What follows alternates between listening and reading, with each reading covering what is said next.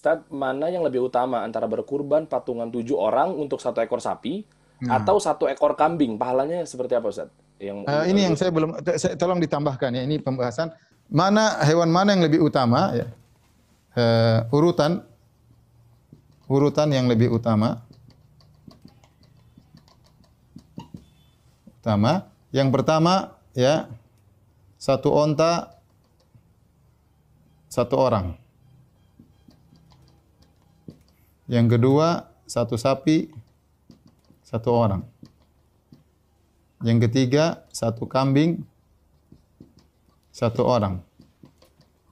Yang keempat, satu onta 7 orang. Yang kelima, satu sapi 7 orang. Ini hukum asalnya demikian ya. Jadi kalau kita perhatikan di sini, yang lebih utama adalah satu kambing 1 orang daripada satu onta 7 orang, daripada satu sapi 7 orang.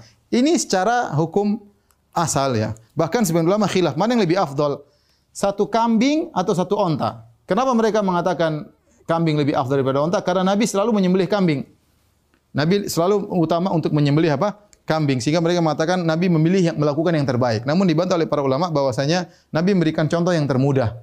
Nabi memberikan contoh yang termudah, dan dalam hadis ketika Nabi berbicara tentang pahala bersegera salat Jumat, kata Nabi SAW, man roha fi sa'atil ula faka'annama qarraba badanah. Barang siapa yang pergi di awal waktu pertama di hari Jumat, seakan-akan dia berkorban onta. Barang siapa yang pergi di saat waktu yang kedua, seakan-akan berkorban sapi. Jadi intinya yang paling afdal satu ekor onta ya, satu ekor onta ya.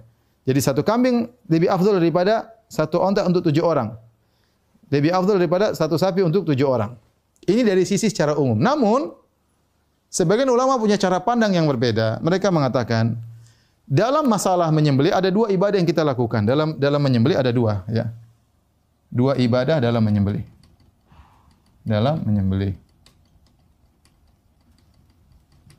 Ya. Yang pertama adalah sembelihan, menyembelih. Yang kedua adalah sedekah dagingnya. Ya, sedekah dagingnya.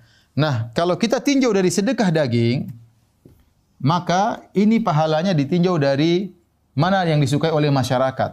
Sapi banyak, lebih manfaat, maka ada banyak faktor. Sehingga bisa saja seorang mengatakan saya lebih suka satu sapi. Kenapa sapi? Sapinya gede, sapi limusin misalnya, 7 orang. Kenapa? Dagingnya banyak, bisa kita banyak sedekahkan. Dia dari sisi itu dia dapat nilai juga, nilai plus.